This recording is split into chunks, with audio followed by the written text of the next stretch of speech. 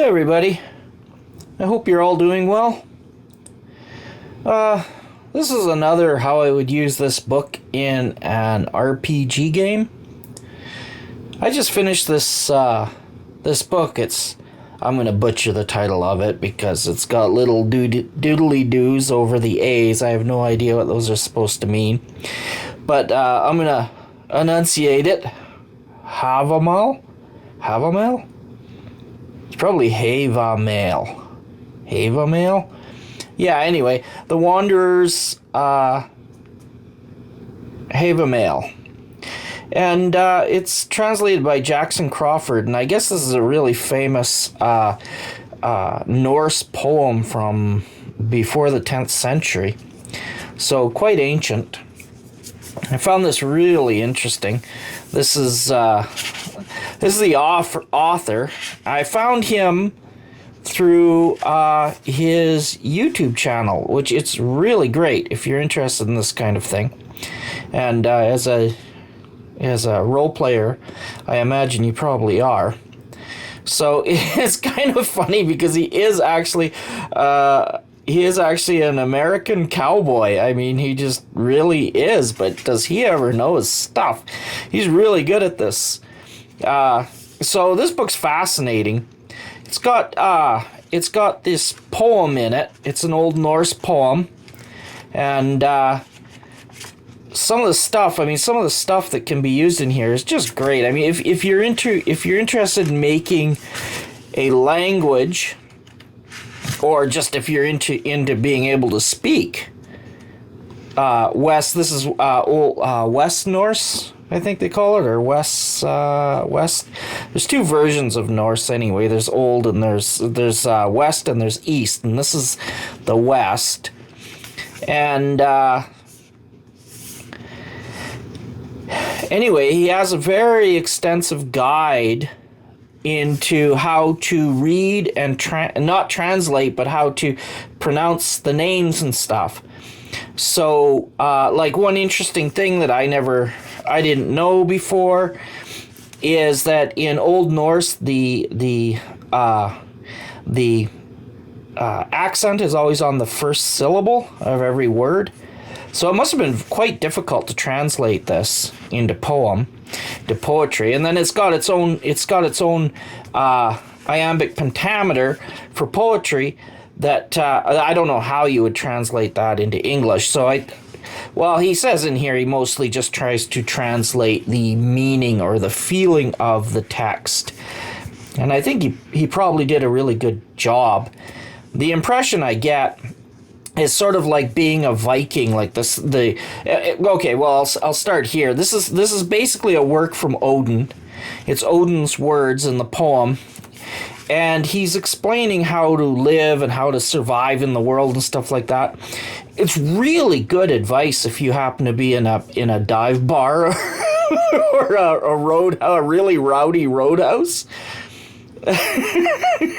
If you're surrounded by warriors hell bent on beating the hell out of each other and conquering the world, I think that this advice in here is probably really good. I'm laughing because this book really gave me an impression of what Viking life must have been like. It must have been really quite brutal. I mean, Odin even touches on how to if you're gonna murder your fellow man, how you might want to go about it, which is pretty brutal. So. Yeah, I just found this book really fascinating. One thing I found interesting about it is that it's the feeling of it and the energy in it is so different than any kind of role-playing games or settings I've experienced that are Viking settings. This has a different feel to it, and I think this is just one poem of many. He just took a section out of a much larger volume of poetry, I guess, to translate. But I think by reading this, if you're going to play sort of a Viking-themed role-playing game, I think a person really would benefit from reading this because it gives so much flavor to the idea of Vikings and to what that world must have been like. Very different than ours. I'll tell you.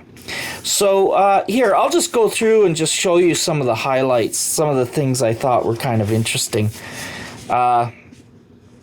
So here's on magic spells, right? With words alone, he, Odin, knew how to put out a fire or calm the waves, and he could turn the wind whatever direction he wanted. So I found that really interesting. I mean, the ideas of magic spells and so forth is very alive in Norse mythology. I don't think just anybody is supposed to be able to cast spells, but, you know, I mean, this is Odin, of course, so Odin being the Allfather. Oh, by the way, I should say, let me see here. Words of the High One, that's what Havamal means. Words of the Wise One. The Wise One being Odin. So, yeah, this is another interesting thing, is they weren't distrustful of sex. They didn't have all of the sort of scruples and inhibitions that are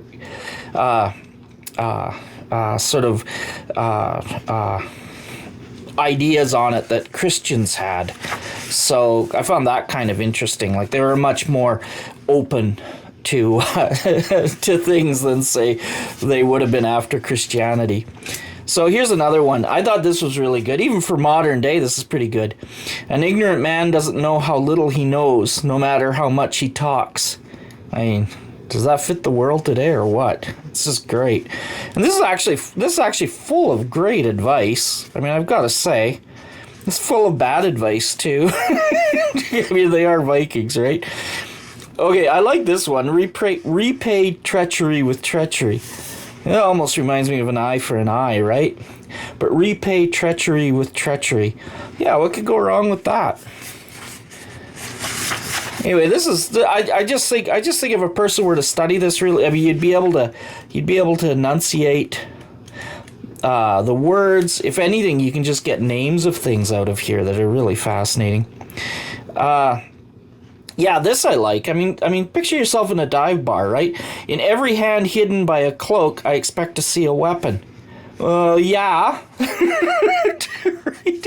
No, you couldn't live modern life like that, really, without going completely mad, I don't think, or if you lived in a very, very bad area. But anyway, that's one of his tips. The ignorant man does not know how little he knows. Man, I love that. Yeah, I mean, I really love that. I think that's a truism for the ages, isn't it? The ignorant man does not know how little he knows. You know, and then what that does, the ignorant man is emboldened to think that they do know. At least in these modern ages, it seems like nobody is ever really willing to admit that they don't know something. They just don't know, and then they just start making it up. That's how it seems to be these days. But anyway, here's another one. Sadness will eat up the heart if you have no one you can talk to. That's interesting. You should never exchange words with someone who won't see reason. Oh my God, is that ever true, right? Anyway, it gives you an idea, sort of what life might be like in the Viking Age. You know, when you recognize evil, call it evil, and give your enemies no peace. I like that. I'm sure Odin's talking about picking up a sword. So this section is kind of interesting, which I found. This one is really neat. This is a whole section on spells. Here's the 4th spell, the 5th spell. Lots of goodness in here. Now, these are spells that Odin knows. But, you know, I imagine maybe a cleric of Odin or perhaps a sorcerer. Although he does warn you against sorcery and witches. There's some really solid advice about how to deal with witches and avoid them. And that you shouldn't copulate with a sorceress, which, you know, seems reasonable. Like that would be pretty solid advice, I think. The 11th spell, the 12th spell. Here, let's go with the 12th spell here. If I see hanging from a tree a dead man's corpse, I carve some runes and paint them, and then the corpse will walk and speak with me. See, I really love that. You know, and again, this is kind of, you know, you would have a magic user who would paint runes onto rocks and maybe cast them or maybe arrange them or something. But anyway, painting runes on rocks would have to be incorporated as part of the spell, right?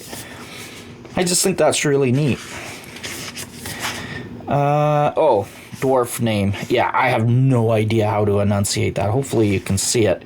But anyway, this is sort of, you know, the author, Jackson Crawford. Again, he has a YouTube channel. I highly recommend it. It's great stuff. That's this guy. I believe he has like a, yeah, he's got a PhD. And he's an instructor of Nordic studies at the University of Colorado. Yeah, really amazing guy, actually. He's a cowboy. It's okay. That really, when I discovered his channel, I was quite shocked by that, you know. But he does seem to really know his stuff. And then there's further stories on, yeah, this is kind of an interesting one. It's just full of stuff. I'm just going through this quickly to give you an idea. For in much wisdom is much grief, and he that increaseth knowledge increaseth sorrow. I thought that was really interesting. That's good for our age, because everybody seems to want to get away from knowing anything as quickly as humanly possible. So, I mean, I suppose that's the reasoning behind it. Perhaps people think if they know things, they'll be saddened. But that would be an interesting thing. I mean, this is probably a truism for the Vikings. They probably don't want to know much, perhaps about the ruins themselves or knowledge about the god. I don't know what's over the next hill. I'm not exactly sure what knowledge they don't want to acquire that would increase their sorrow. Perhaps just knowledge. I don't know. Maybe it'd be like watching the news today. Maybe it's talking to strangers traveling from other lands. There's a lot of advice on how to deal with strangers. How you would be, how you should treat, you know, strangers and other people. That's basically what most of this is. So in here. In this section here, he actually goes through each of the stanzas, I guess you'd call it, and explains his reasoning in quite a bit of detail about how he translated it and so forth. So it's an amazing resource. I mean, I know this isn't for RPG games, but if you're going to play a Viking campaign, this is amazing. This is an amazing resource for that, right? So I cannot recommend it enough if you're going to play that stuff. There's a whole bunch of different names. The one I really like is Snorri. I thought that was a great name.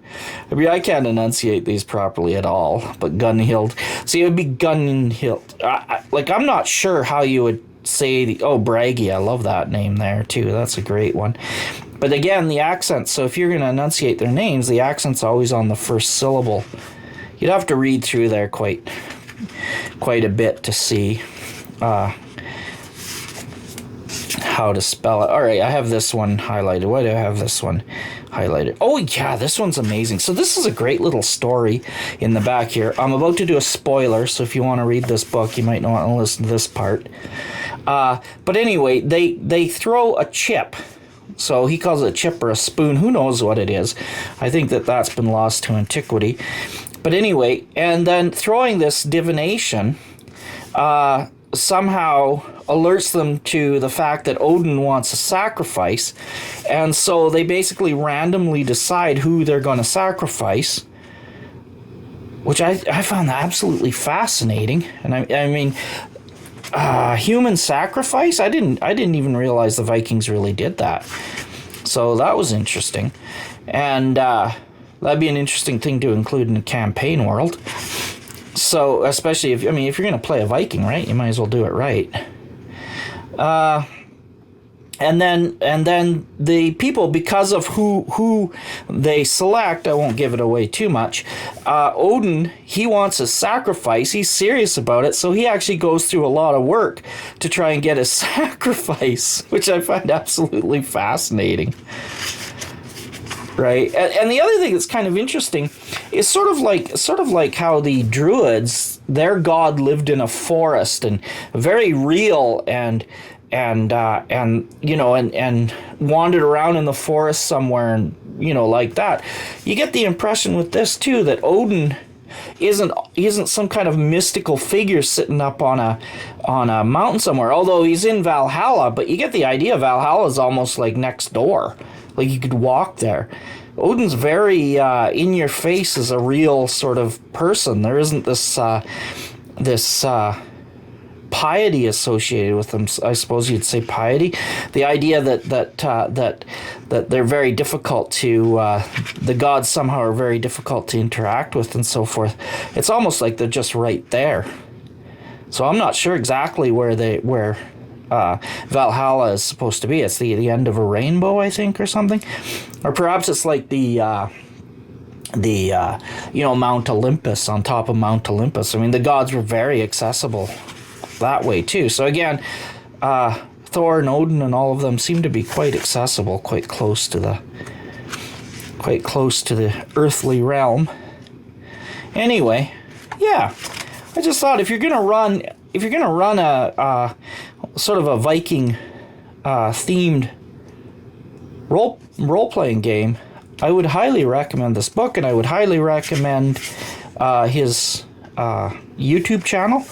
I find it very fascinating, and even if you're not, I mean, it's just good reading. I really enjoyed this little book. Yeah, so that's my video. That's it. Thanks for watching, and I'll talk to you next time. Take care.